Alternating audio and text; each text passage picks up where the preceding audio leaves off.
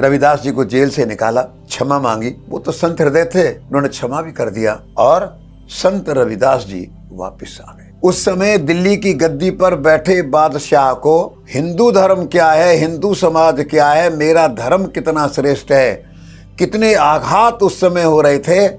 उन्होंने अपनी तपस्या, अपनी साधना के बल पर ऐसा परिचय दिया कि सिकंदर लोदी को झुका करके दिखा दिया।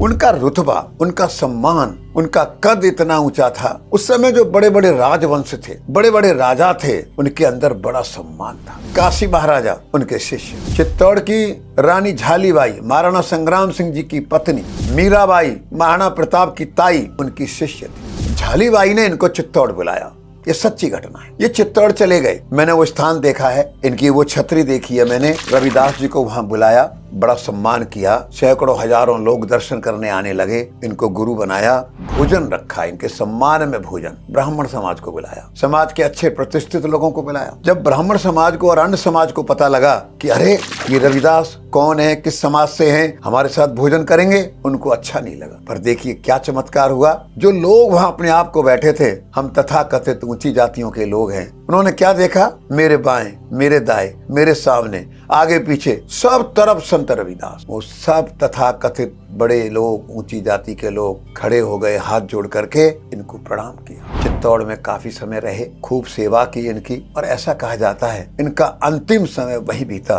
तभी इनकी याद के अंदर वहां पर छतरी बनी।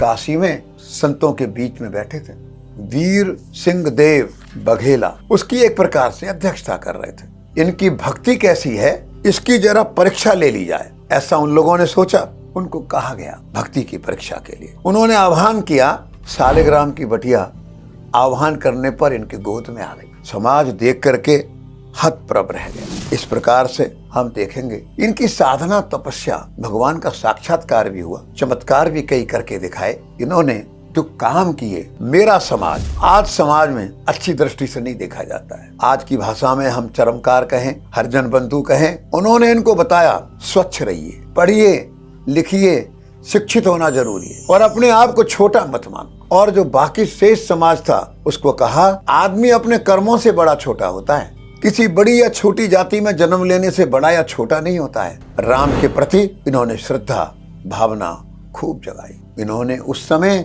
धर्मांतरण की आंधी को रोका, इस्लाम के अत्याचारों के सामने डटकर खड़े रहे, अपने धर्म ग्रंथों के आधार पर उदाहरण देकर के उनकी मन स्थिति बनाई, नहीं अपने धर्म पर दृढ़ रहना है। तो देखिए दो संकट उस समय थे। एक संकट था इस्लाम का आतंकवाद, धर्मांतरण, जबरदस्ती मुसलमान बनाना या मारना, उसके खिलाफ सीना तान कर खड़े हो। और दूसरा काम, अपने ही हिंदू समाज में दुर्भाग्य से जो छोटी बड़ी जातियां बन गई, जो दरारें बन गई, एक इसको पाटने में भी इन्होंने पूरी ताकत लगाई। भाई ये उन्होंने काम किया। एक बात का उल्लेख और मैं करना चाहूंगा, ये जो चरमकार शब्द आया, ये चबर वंश से आया है। कर्नल टाड ने राजस्थान का इतिहास लिखा। उसने क्या लिखा, राजस्थान के इतिहास में चबर वंश पढ़ने को मिल जाता है। और इसी प्रकार और एक अच्छे विद्वान जिन्होंने बहुत अध्ययन किया, विजय सोनकर शास्त्री, पढ़िए इतिहास को, पृष्ठ पलटिए इतिहास के, महाभारत में भी चबर वंश मिल जाएगा। महाभारत से लेकर 753 ईस्वी तक चबर वंश का उल्लेख है। भारत के पश्चिमी भाग में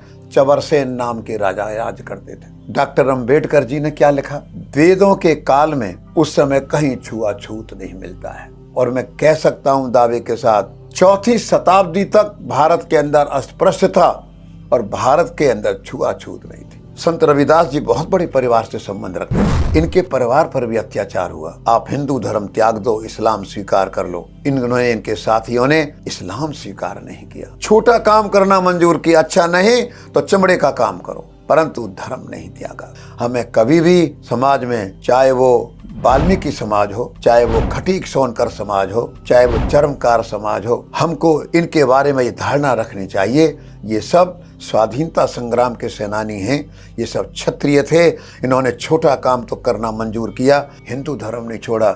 इनकी तो वास्तव में पूजा और आराधना होनी चाहिए। मैं दो दोहे उनके बारे में और एक बार पढ़ना चाहूंगा। देखिए इनका जन्म, इस पर कुछ अलग अलग इतिहासकारों की अलग अलग तारीख है। फिर भी जो कुछ कहा गया, उन्होंने स्वयं भी कुछ बोला, वो आपके सामने पढ़ता हूँ। जन्म, काशी ढिंग माडूर स्थाना शूद्र वरण करत गुजराना, माडूर नगर लीन अवतारा, रविदास शुभ नाम हमारा। इसी प्रकार दूसरा दोहा है 1433 की माघ सुधी 15, दुखियों के कल्याण हित प्रगटे श्री रैदास। संत रविदास जी से आपको हमको प्रेरणा लेनी है। ये संत पूजा के योग्य हैं। आओ इन सबको प्रणाम करें, इनकी जीवन से कुछ शिक्षा लें और इनके चरणों में श्रद्धांजलि के पुष्प अर्पित करें। जय श्री राम।